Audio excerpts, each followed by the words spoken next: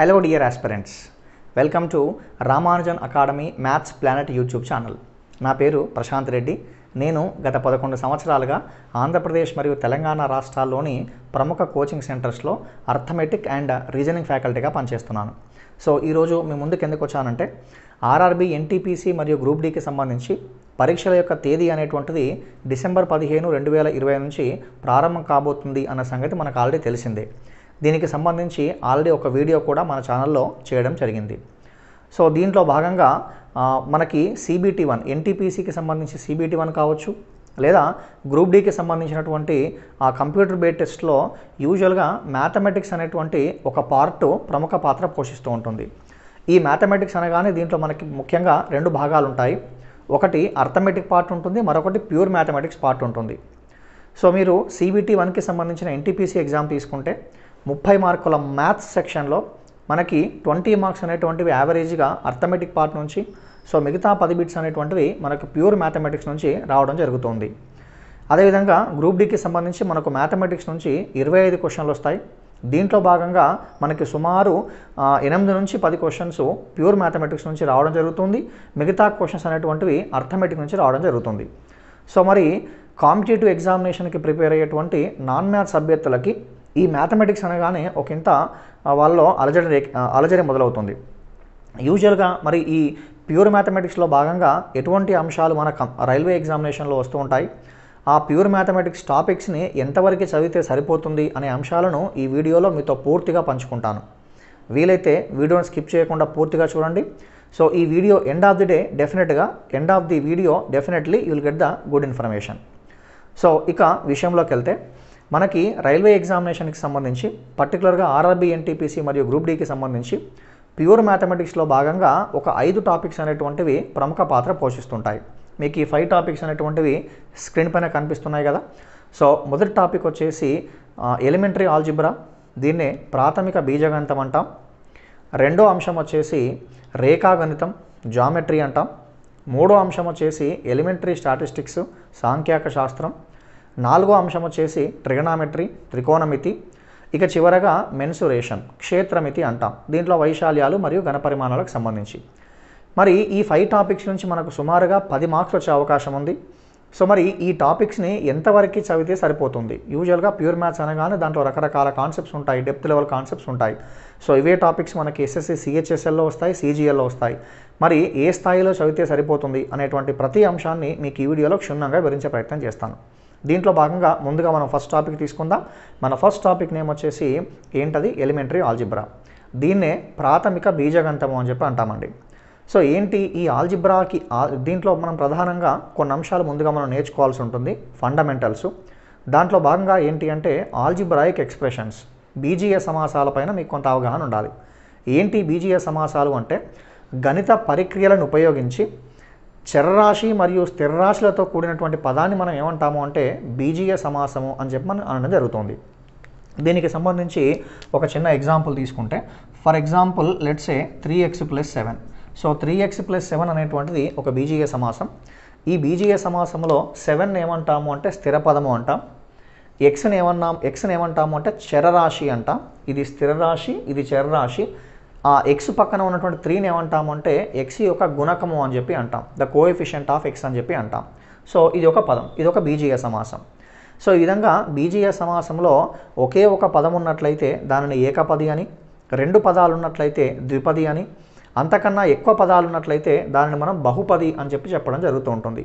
దీన్నే monomial, binomial and polynomial అని చెప్పేసి రకరకాల పేర్లతో మనం పిలుస్తాం. మరి ఈ బీజీయ సమాసానికి సంబంధించి మన రైల్వే ఎగ్జామినేషన్స్లో ఎటువంటి క్వశ్చన్స్ గతంలో అడిగారంటే బీజీయ సమాసాలకు సంబంధించినటువంటి సంకలనము, వ్యవకలనము, గుణకారము, మరీ ముఖ్యంగా ఈ 3 అంశాలు. ఫర్ ఎగ్జాంపుల్ 2 బీజీయ సమాసాలు ఇచ్చినట్లయితే ఆ బీజీయ సమాసాలను కలిపే విధానం ఏంటి, వాటిని తీసివేసే విధానం ఏంటి, వాటిని గుణించే విధానం ఏంటి అనే అంశాలపైన మీకు మంచి అవగాహన ఉండాలి. వాటికి సంబంధించిన బిట్స్ అనేటువంటివి మీరు ప్రాక్టీస్ చేసుకోవాల్సి ఉంటుంది. ఓకే, CBT1 ఎగ్జామ్ అనేటువంటిది ఇంటర్మీడియట్ లెవెల్లో ఉంటుంది కాబట్టి సో మీరు కంగారు పడనవసరం లేదు. మీరు గతంలో ఉన్నటువంటి రకరకాల పేపర్స్, ఇది నేను ఊరికే చెప్పట్లేదు, ప్రతి అంశం కూడా నేను చెప్పే ప్రతి అంశం కూడా గతంలో ఉన్నటువంటి నోటిఫికేషన్లో అడిగినటువంటి క్వశ్చన్స్ని బేస్ చేసుకొని ఈ సమాచారాన్ని మీకు పొందుపరుస్తున్నాను. సో కాబట్టి వీలైతే ఈ వీడియోని మరింత మందికి షేర్ చేయండి. సో వాళ్ళకు కూడా ఈ సమాచారం యూజ్ అవుతుంది. ఒకవేళ మీకు ఇన్ఫర్మేషన్ బాగుంది అనిపిస్తే డెఫినెట్గా మన ఛానల్ని సబ్స్క్రైబ్ చేసుకోండి అండ్ సో లైక్ చేయడం మర్చిపోకండి. సో ఇక విషయంలోకి వెళ్ళిపోదాం. సో ఈ విధంగా మరి కలపాలి అన్నా తీసివేయాలి అన్నా మనకు సజాతి పదాలు మరియు విజాతి పదాలు అనేటువంటి అంశాలు మన ఇక్కడ తోడ్పడుతూ ఉంటాయి. ఏంటి సజాతి పదాలు మరియు విజాతి పదాలు అంటే, ఫర్ ఎగ్జాంపుల్ ఇక్కడ గమనించండి. So let's say 5x, 9x అన్నాను. 5x మరియు 9x. సో వీటిని ఏమంటాము అంటే సజాతి పదాలు అని చెప్పి అంటాం, లైక్ టర్మ్స్ అంటాం. అలా కాకుండా ఫర్ ఎగ్జాంపుల్ 5x మరియు 9y ఉందనుకోండి. సో వీటిని ఏమంటామంటే విజాతీయ పదాలు అని చెప్పి అంటాం. ఈ విధంగా లైక్ టర్మ్ కావచ్చు, అన్లైక్ టర్మ్స్ కావచ్చు. సో ఆ విధంగా బీజీయ సమాసాలను కలిపే విధానం ఏంటి, ఆ బీజీయ సమాసాలను తీసివేసే విధానం ఏంటి అనే అంశం పైన మీకు కొంత అవగాహన ఉండాలి. దానికి సంబంధించిన బిట్స్ ప్రాక్టీస్ చేయాల్సి ఉంటుంది. ఇక దీంట్లో మరొక అంశం వచ్చేసి ఏకచలరాశి కలిగిన రేఖీయ సమీకరణాలు, linear equations with single variable. So ఏంటి linear equations with single variable అంటే, ఏదైనా ఈక్వేషన్ అనేటువంటిది for example AX plus B ఫామ్లో ఉందనుకోండి. ఈ విధంగా ఏఎక్స్ ప్లస్ బి ఫామ్లో కనుక ఉన్నట్లయితే దాన్ని ఏమంటాము అంటే ఏకచలరాశి కలిగినటువంటి రేఖీయ సమీకరణము అంటాం, linear equation with single variable అంటాం. సో దీనికి సంబంధించినటువంటి సాధన పైన మీకు కొంత అవగాహన ఉండాలి.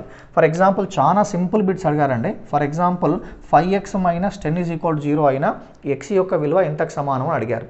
సో దీన్ని సింపుల్గా మనం సాల్వ్ చేయాల్సి ఉంటుంది. సో ఇటువంటి క్వశ్చన్స్ పైన కూడా మీకు కొంత అవగాహన ఉండాలి. తర్వాత ఇక దీంట్లో మరొక అంశం వచ్చేసి ద్విచలరాశి కలిగినటువంటి రేఖీయ సమీకరణాలు, అంటే లీనియర్ ఈక్వేషన్స్ విత్ 2 వేరియబుల్స్.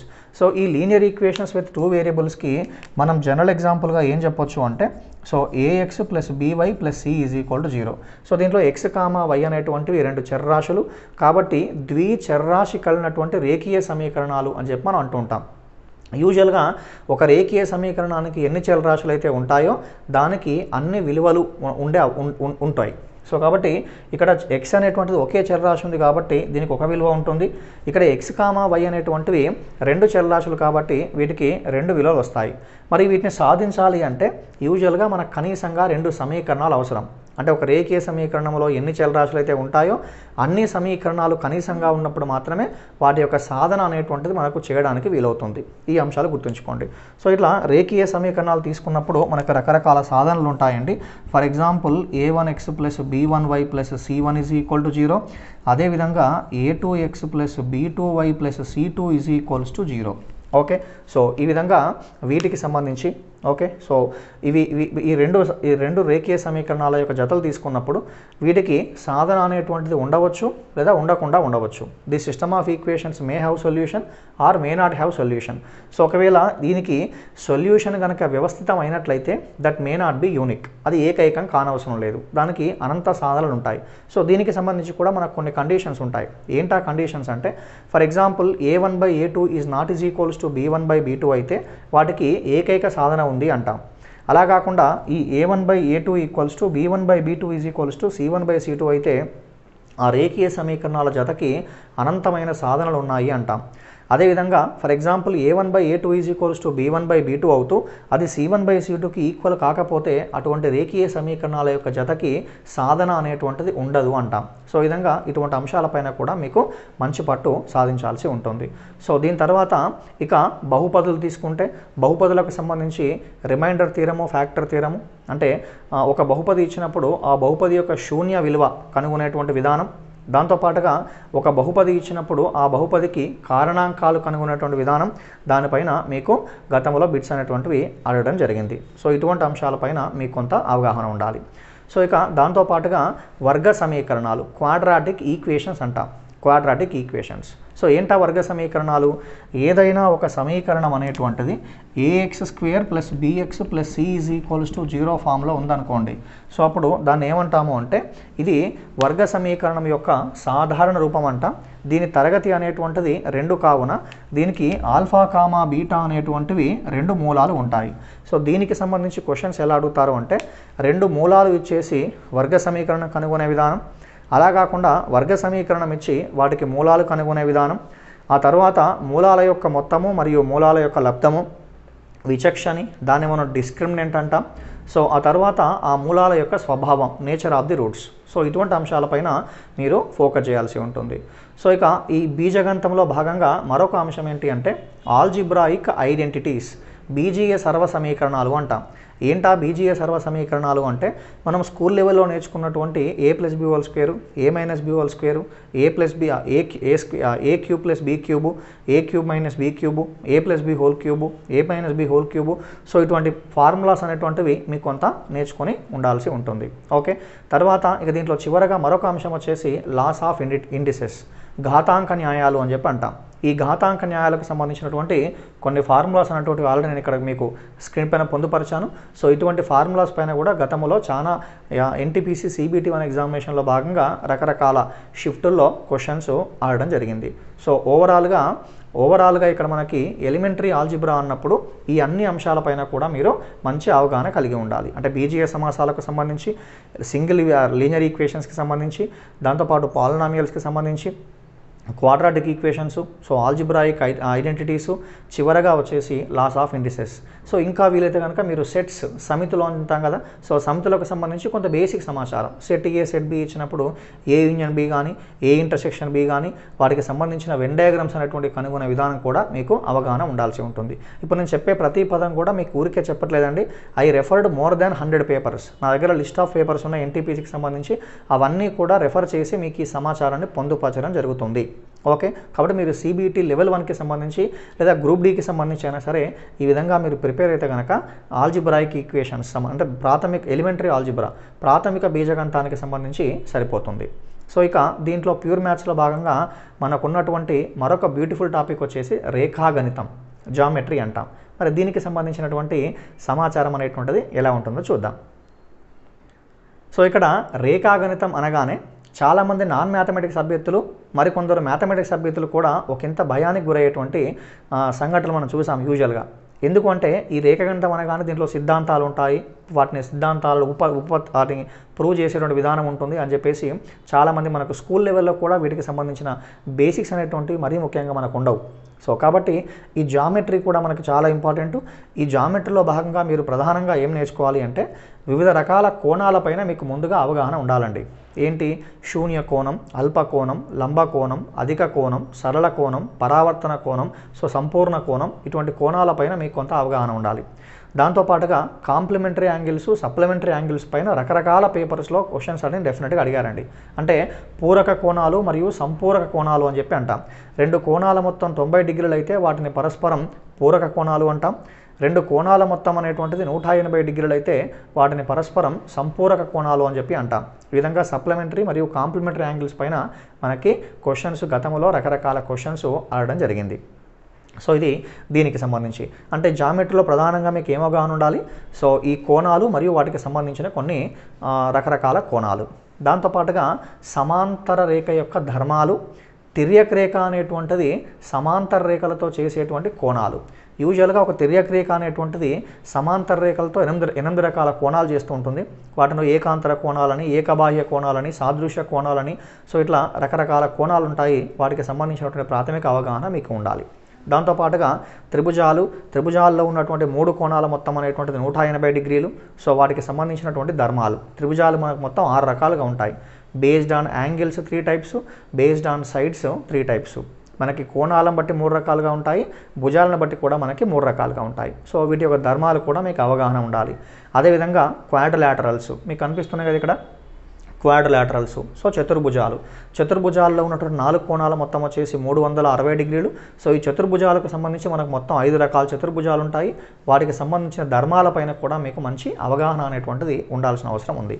దాంతోపాటుగా మనం త్రిభుజాలు అనేటువంటి అంశం మెన్షన్ చేశాం కాబట్టి పైథాగరస్ థీరం పైన గతంలో చాలా క్వశ్చన్స్ అడిగారు. ఒక గోడకి నిచ్చెన వేసినప్పుడు ఆ గోడ యొక్క అడుగు భాగం నుంచి నిచ్చెన యొక్క అడుగు భాగానికి గల దూరాన్ని కనుగొనండి, ఇటువంటి క్వశ్చన్స్. లేదా కర్ణాన్ని కనుగొనండి, ఓకే, లేదా నిచ్చెన యొక్క పొడవు కనుగొనండి, ఇలాంటి క్వశ్చన్స్ మనకి గతంలో చాలా సందర్భాల్లో అడగడం జరిగింది. ఓకే, ఇదే క్వశ్చన్ మనం త్రికోణమితి పార్ట్లో కనుక డిస్కస్ చేస్తే వాటి మధ్య ఏర్పడేటువంటి కోణాన్ని కనుగొనండి అనే సందర్భాలు చాలా రకాలుగా మనకి గత ఎన్టీపీసీ CBT1 ఎగ్జామినేషన్లో అడగడం జరిగింది. సో కాబట్టి ఈ విధంగా కోణాలు, రకరకాల అంశాలపైన మీకు అవగాహన ఉండాలి. త్రిభుజాలు రకాలు, చతుర్భుజాలు రకాలు, ఆ తర్వాత వృత్తాలు, వాటికి సంబంధించినటువంటి ధర్మాలు, చివరగా పాలిగాన్స్, బహుభుజులు అంటాం కదా. సో ఈ బహుభుజుల పైన కూడా మీకు కొంత అవగాహన ఉండాలి. బహుభుజిలో ఉన్నటువంటి అంతర కోణాల మొత్తం, బహుభుజిలో ఉన్నటువంటి బాహ్య కోణాల మొత్తం, ఒక్కొక్క అంతర కోణం, ఒక్కొక్క బాహ్య కోణం, లేదా బహుభుజికి ఉండేటువంటి కర్ణాల యొక్క సంఖ్య, ఇటువంటి అన్ని అంశాలు కూడా మీరు ప్రాథమికంగా నేర్చుకోవాల్సి ఉంటుంది. సో మీరు యూజువల్గా మన రామానుజన్ అకాడమీ మ్యాథ్స్ ప్లానెట్ ఛానల్ని కనుక మీరు సబ్స్క్రైబ్ చేసుకుంటే రాబోయేటువంటి రోజుల్లో వీటికి సంబంధించినటువంటి మరిన్ని వీడియోస్ కూడా ప్యూర్ మ్యాథమెటిక్స్ సంబంధించి మీకు డెఫినెట్గా అందించే ప్రయత్నం చేస్తాం. సో ఇటువంటి అంశాలు. తర్వాత ఈ జామెట్రీలో భాగంగా మరొక బ్యూటిఫుల్ కాన్సెప్ట్ ఏంటి అంటే సిమ్మెట్రీ అంటాం, సౌస్టవం అంటాం. దీనికి సంబంధించి కూడా సౌష్టవానికి సంబంధించి గత పేపర్స్లో బిట్స్ అనేటువంటివి రావడం జరిగింది. ఓకే, సో సౌష్టవం, సిమ్మెట్రీ అంటాం. సో దానికి సంబంధించినటువంటి అంశాలు కూడా ఎలా ఉంటాయో మనం రాబోయే రోజుల్లో చూద్దాం. ఇది మొత్తం మీద జామెట్రీ పరంగా ప్రాథమిక అంశాలు మీరు నేర్చుకోవాల్సి ఉంటుంది. ఓకే, సో ఇక మూడో అంశం వచ్చేసి స్టాటిస్టిక్స్, ఎలిమెంటరీ స్టాటిస్టిక్స్. మరి సాంఖ్యక శాస్త్రానికి సంబంధించినటువంటి అంశాలు ఏంటో మనం ఒకసారి చూసే ప్రయత్నం చేద్దాం. సర్ రొనాల్డ్ ఎ. ఫిషర్ని మనం ఏమంటాము అంటే సాంఖ్యక శాస్త్రానికి పితామహుడు అంటాం. సర్ రొనాల్డ్ ఎ. ఫిషర్ ఈ సాంఖ్యక శాస్త్రానికి సంబంధించి పవనపుణ్యాలు, తరగతి అంతరాలు, ఎగువ హద్దు, దిగువ హద్దు ఇటువంటి అంశాలపైన పెద్దగా మీకు అవగాహన లేకపోయినా పర్లేదు. యూజువల్గా ఈ సాంఖ్యక శాస్త్రానికి సంబంధించి మనకు దత్తాంశం అనేటువంటిది రెండు రకాలుగా ఉంటుంది. ఒకటి గ్రూపుడ్ డాటా, మరొకటి అన్గ్రూపుడ్ డాటా అంటాం. అంటే వర్గీకరింపబడిన దత్తాంశం, వర్గీకరింపబడని దత్తాంశం. మనకి CBT1 ఎగ్జామినేషన్లో భాగంగా యూజువల్గా వర్గీకరింపబడని దత్తాంశం గురించి మాత్రమే క్వశ్చన్స్ అడగడం జరుగుతూ ఉంటుంది. అంటే అన్గ్రూపుడ్ డాటాకి సంబంధించినటువంటి క్వశ్చన్స్ మాత్రమే మనకు ఎగ్జామినేషన్లో ఇస్తున్నారు. మరి ఏంటి దీనికి సంబంధించి ఎటువంటి అంశాలపైన బాగా ఫోకస్ చేయాలి అంటే దీంట్లో ముందుగా మీరు నేర్చుకోవాల్సింది రేంజ్ గురించి, వ్యాప్తి గురించి. ఓకే, ఏంటి వ్యాప్తి అంటే దత్తాంశంలో ఉన్నటువంటి గరిష్ట విలువ మరియు కనిష్ట విలువల యొక్క భేదాన్ని ఏమంటాము అంటే ఆ దత్తాంశానికి సంబంధించినటువంటి వ్యాప్తి లేదా రేంజ్ అని చెప్పి మనం చెప్పడం జరుగుతూ ఉంటుంది. సో దీనిపైన మీకు అవగాహన ఉండాలి. తర్వాత కేంద్రీయ స్థానపు కొలతలు అంటాం, మెజర్స్ ఆఫ్ సెంట్రల్ టెండెన్సీస్ అంటాం. కేంద్రీయ స్థానపు కొలతలు ఏంటి? కేంద్రీయ స్థానపు కొలతలు దత్తాంశంలో ఇచ్చినటువంటి అన్ని రాశులలో ఈ రాశులన్నీ కూడా ఏ రాశి చుట్టూ అయితే కేంద్రీకృతమై ఉంటాయో ఆ రాశిని ఏమంటాము అంటే కేంద్రీయ స్థానపు కొలతలు, మెజర్స్ ఆఫ్ సెంట్రల్ టెండెన్సీస్ అని చెప్పి అంటాం. సో వీటికి సంబంధించి ప్రధానంగా మనకి 3 విలువలు ఉంటాయి.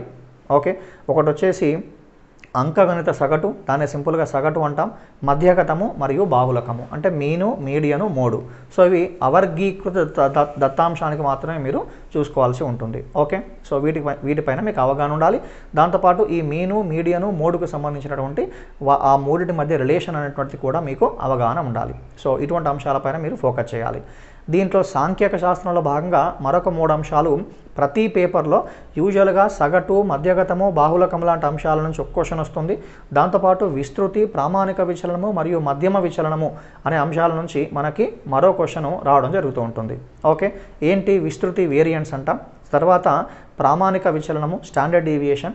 తర్వాత మధ్యమ విచలనము, మీన్ డీవియేషన్ అంటాం. సో ఈ 3 అంశాల నుంచి కూడా మనకి గతంలో రకరకాల ఎగ్జామినేషన్స్లో రకరకాల షిఫ్టుల్లో క్వశ్చన్స్ అడగడం జరిగింది. నేను చెప్తున్న ప్రతి అంశం మీ దగ్గర ప్రీవియస్ క్వశ్చన్స్ ఉంటే రెఫర్ చేసుకోవచ్చు. నేను ఊరికే జస్ట్ లైక్ దట్ చెప్పట్లేదు, మంచి అనాలిసిస్ చేసి మీకు ఈ ఇన్ఫర్మేషన్ పొందుపరుస్తున్నాను. ఇది సాంఖ్యక శాస్త్రానికి సంబంధించి. సో ఇక మనం 3 అంశాలు నేర్చుకున్నాం.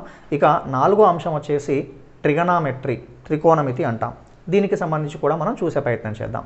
సో ఈ త్రికోణమితిలో భాగంగా మీరు ఎటువంటి అంశాలపైన ఫోకస్ చేయాలి అంటే ఇది కూడా ఈ టాపిక్ కూడా నాన్ మ్యాథ్స్ వాళ్ళకి కొంత ఇబ్బంది కలిగించే టాపిక్ అయినప్పటికీ కొంత బేసిక్ అంశాలు కనుక మీరు మంచి అవగాహన ఉంటే సాధించడం పెద్ద సమస్య ఏం కాదు. దీని నుంచి మనకు యావరేజ్గా 2 బిట్స్ అనేటువంటి రావడం జరుగుతూ ఉంటుంది. ఒక బిట్ ఏమో త్రికోణమితి పైన, మరొక బిట్ ఏమో ఎత్తులు మరియు దూరాలు, దానికి సంబంధించినటువంటి క్వశ్చన్స్ కూడా అడుగుతున్నారు. ఓకే, మరి త్రికోణమితిలో భాగంగా ఎటువంటి అంశాలపైన మనం ఫోకస్ చేయాలి అంటే ముందుగా మీరు నేర్చుకోవాల్సింది కోణాలను కొలిచేటువంటి రకరకాల పద్ధతులు. ఓకే, అంటే కోణాలను మనం డిగ్రీస్లో కొలుస్తాం, కోణాలను గ్రేడ్స్లో కొలుస్తాం, కోణాలను రేడియన్స్లో కొలుస్తాం. సో వాటి మధ్య సంబంధం d/90 = g/100 = c/π/2 అంటాం. ఈ విధంగా వీటి మధ్య ఉన్నటువంటి రిలేషన్ పైన కూడా అంటే ఒక సిస్టమ్ నుంచి మరొక సిస్టంలోకి మార్చేటువంటి విధానం పైన మీకు అవగాహన ఉండాలి. సో ఇక రెండో అంశం వచ్చేసి త్రికోణమితీయ నిష్పత్తులు. మనకి మొత్తం త్రికోణమితీయ నిష్పత్తులు 6 ఉంటాయండి. అవి అందరికీ తెలిసిందే. Sine theta, cos theta, tan theta, సీకెన్ theta, కోసీకెన్ theta అని చెప్పేసి, కాట్ టీటా అని చెప్పేసి మనకి 6 రకాల త్రికోణమితి నిష్పత్తులు ఉంటాయి. ఈ త్రికోణమితీయ నిష్పత్తులకు సంబంధించిన ఫార్ములాసు అంటే ఎదుటి భుజము బై కర్ణము, ఆసన్న భుజము బై కర్ణము, సో ఎదుటి భుజము బై ఆసన్న భుజం అని చెప్పేసి నేర్చుకుంటాం కదా. ఈ ఫార్ములాసు తర్వాత త్రికోణమితీయ విలువల పట్టికలు, trigonometric values table, sin 0, sin 30, sin 45, sin 60, sin 90 ఇటువంటి అంశాలు. తర్వాత ఇక మూడో అంశం వచ్చేసి త్రికోణమితీయ నిష్పత్తులకు సంబంధించి వివిధ రకాల కోణాలకు ఉండేటువంటి గుర్తులు, ఆ నిష్పత్తులకు ఉండేటువంటి గుర్తులు. అంటే ఆల్ సిల్వర్ టీ కప్స్ అనేటువంటి ఒక అంశం నేర్చుకుంటాం మనం స్కూల్ లెవెల్లో. సో దీన్ని బేస్ చేసుకున్నటువంటి క్వశ్చన్స్ కూడా మనల్ని అడుగుతున్నారు. దాంతోపాటుగా sin of a plus b, sin of a minus b, cos of a plus b, cos of a minus b, tan of a plus b, tan of a minus b formulas కూడా మీకు కొంత అవగాహన ఉండాలి. So ఇవి నేర్చుకున్న తర్వాత మీకు perfection వచ్చిన తర్వాత గుణిజ మరియు ఉపగుణిజ కోణాలపైన కూడా మీకు కొంత అవగాహన ఉంటే చాలా బెటర్. అంటే multiple and sub multiple angles అంటాం. ఫర్ ఎగ్జాంపుల్ ఏ అనేటువంటిది ఒక యాంగిల్ అయితే 2a, 3a, 4a వీటిని ఏమంటామంటే మల్టిపుల్ యాంగిల్స్ అంటాం, గుణిజ కోణాలు అంటాం. a/2, a/3, a/4 వీటిని ఏమంటామంటే సబ్ మల్టిపుల్ యాంగిల్స్ అంటాం, ఉపగుణిజ కోణాలు అంటాం. అంటే సింపుల్గా చెప్పాలంటే మీకు ఇంతకుముందు sin a plus b అన్నాను, ఇప్పుడు sin 2a, cos a plus b అన్నాను, cos 2a, tan 2a ఇటువంటి అంశాలపైన కూడా మీకు కొంత అవగాహన అనేటువంటిది ఇనీషియల్గా ఉంటే బెటర్. తర్వాత హైట్స్ అండ్ డిస్టాన్సెస్. సో ఎత్తులు దూరాలకు సంబంధించి ఒక చిన్న షార్ట్ కట్ ఉంటుంది నిష్పత్తులకు బేస్ చేసుకొని. అది కనుక మీరు నేర్చుకుంటే ఎత్తులు దూరాలకు సంబంధించి angle of elevation, angle of depression, ఊర్ధ్వ కోణం మరియు నిమ్న కోణం పైన క్వశ్చన్స్ ఉంటాయి. వాటిని సాల్వ్ చేయడం కూడా చాలా ఈజీ. మీరు ఎస్ఎస్సి సిజిఎల్ లెవెల్లో ఎట్టి పరిస్థితుల్లో కూడా నేర్చుకోని అవసరం లేదు. 100% ఇట్స్ షూర్. ఓకే. సో ఎందుకంటే ప్రీవియస్ పేపర్స్లో అలానే అడిగారు. CBT1 ప్రధానంగా ఇంటర్మీడియట్ స్థాయిలో ఉంటుంది కాబట్టి మీరు ఆ విధంగా నేర్చుకోవాల్సి ఉంటుంది. ఓకే. సో ఇది త్రికోణమితికి సంబంధించిన కొంత సమాచారం. ఇక చివరగా మనకు ఉన్నటువంటి మరొక మ్యాథమెటిక్స్ టాపిక్ వచ్చేసి మెన్సురేషన్, క్షేత్రమితి అంటాం. యూజువల్గా ఈ క్షేత్రమితిలో భాగంగా మనకి రెండు అంశాలు ఉంటాయండి. ఒకటి వైశాల్యాలు ఉంటాయి, మరొకటి ఘన పరిమాణాలు ఉంటాయి. మరి వీటికి సంబంధించి కూడా ఎలా ఉంటాయో చూసే ప్రయత్నం చేద్దాం. ఓకే. సో ఇక్కడ మనకి క్షేత్రమితిలో భాగంగా ఘన పరిమాణాలకు సంబంధించి గతంలో CBT1లో క్వశ్చన్స్ పెద్దగా అడగలేదండి. అంటే ఘనము, దీర్ఘనము, స్తూపము, శంకువు, పట్టకము, గోళము, సో అర్ధగోళము ఇటువంటి అంశాలపైన గతంలో మనకి క్వశ్చన్స్ CBT1లో అడగలేదు. కానీ వైశాల్యాలకు సంబంధించి మాత్రం క్వశ్చన్స్ అడిగారు. సో కాబట్టి ఇనీషియల్గా మీరు వైశాల్యాలు, చుట్టుకొలతలపైన కొంత అవగాహన ఉంచండి. అంటే ద్విమితీయ 2 డైమెన్షనల్ జామెట్రికల్ ఫిగర్స్ ఉంటాయి కదా, ద్విమితీయ డయాగ్రామ్స్ ఉంటాయి కదా, అంటే త్రిభుజాలు, చతుర్భుజాలు, వృత్తాలు, వృత్తాకార బాట వైశాల్యం, దాని కంకణ వైశాల్యం అంటాం. సో ఇటువంటి ఫార్ములాస్ నేర్చుకొని కొంత బేసిక్ క్వశ్చన్స్ కనుక మీరు ప్రాక్టీస్ చేస్తే సో మెన్సురేషన్ టాపిక్ నుంచి కూడా సాధించడం పెద్ద ఇబ్బంది ఏం కాదు. ఓకే. సో ఇవి ఓవరాల్గా మనకి ఉన్నటువంటి 5 టాపిక్స్ ఏంటవి? ఆ 5 టాపిక్స్ వచ్చేసి ఎలిమెంటరీ ఆల్జిబ్రా, ప్రాథమిక బీజగణితము, రేఖాగణితము, సాంఖ్యాక శాస్త్రము, త్రికోణమితి, చివరగా క్షేత్రమితి. సో ఈ 5 అంశాల నుంచి మనకు యావరేజ్గా 10 బిట్స్ వరకు వచ్చే అవకాశం ఉంది. సో చాలా జాగ్రత్తగా ఇప్పుడు నేను చెప్పినటువంటి బేసిక్ అంశాలపైన ముందుగా మీరు మెటీరియల్ గ్యాదర్ చేసుకొని నీట్గా ప్రాక్టీస్ చేయండి. సో మీకు దీనికి సంబంధించి మరింత సమాచారం ఏదైనా కావాలి అనుకుంటే మీకు స్క్రీన్ పైన ఎట్లాగో మా నెంబర్ కనిపిస్తుంది, 8639869070 అనేటువంటి నెంబర్కి మీరు వాట్సాప్ చేయొచ్చు. ఓకే. సో వాట్సాప్ చేసి మీకు ఉన్నటువంటి డౌట్స్ని క్లారిఫై చేసుకోవచ్చు. ఓకే. ఇది రామానుజన్ అకాడమీ అని చెప్పేసి మీ మొబైల్ ఫోన్లో ఫీడ్ చేసుకోండి. సో దీనికి సంబంధించి మీకు ఏమైనా క్వశ్చన్స్ కానీ లేదా ఇతరత్ర సమాచారం మీకు డౌట్స్ ఉంటే దీంట్లో మీరు జాయిన్ కావచ్చు. అలా కాకుండా మీరు టెలిగ్రామ్ కనుక మీకు యాప్ ఉన్నట్లయితే so t.me Ramanujan Academy. Okay. So AP అభ్యర్థులైతే ఏపీ అని, సో ఒకవేళ తెలంగాణకి సంబంధించిన అభ్యర్థులైతే రామానుజన్ అకాడమీ TS అని చెప్పేసి ఇవి రెండు కూడా టెలిగ్రామ్ ఛానల్స్. దాంట్లో కూడా మీరు జాయిన్ అయ్యి మీకు ఉన్నటువంటి సమాచారాన్ని అంటే ఇటువంటి మరింత సమాచారం మీరు పొందవచ్చు. ఓకే. ఇది ఓవరాల్గా ఈ ఎగ్జామ్స్కి సంబంధించినటువంటి మ్యాథమెటిక్స్ పైన కొంత అవగాహన ఇచ్చే ప్రయత్నం చేశాను. ఇది అందరికీ కూడా మీకు అర్థమైందని చెప్పి నేను భావిస్తున్నాను. ఓకే. సో దీనికి సంబంధించిన ఫీడ్బ్యాక్ అనేటువంటిది ఇక్కడ కామెంట్ సెక్షన్లో చేయండి. సో దట్ దాన్ని బట్టి నేను మరిన్ని వీడియోస్ మీకు చేసి ప్యూర్ మ్యాథ్స్ పైన ఇచ్చే ప్రయత్నం చేస్తాను. ఓకే. సో ఛానల్ని సబ్స్క్రైబ్ చేసుకోవడం మర్చిపోకండి. ఇటువంటి మరింత ఇన్ఫర్మేషన్ మీతో రాబోయే రోజుల్లో పంచుకుంటాను. అది మీకు నోటిఫికేషన్ రూపంలో రావాలి అంటే ఆ బెల్ ఐకాన్ని ప్రెస్ చేయండి. Okay. So thank you one and all for watching this video. Thank you very much. See you in the next video.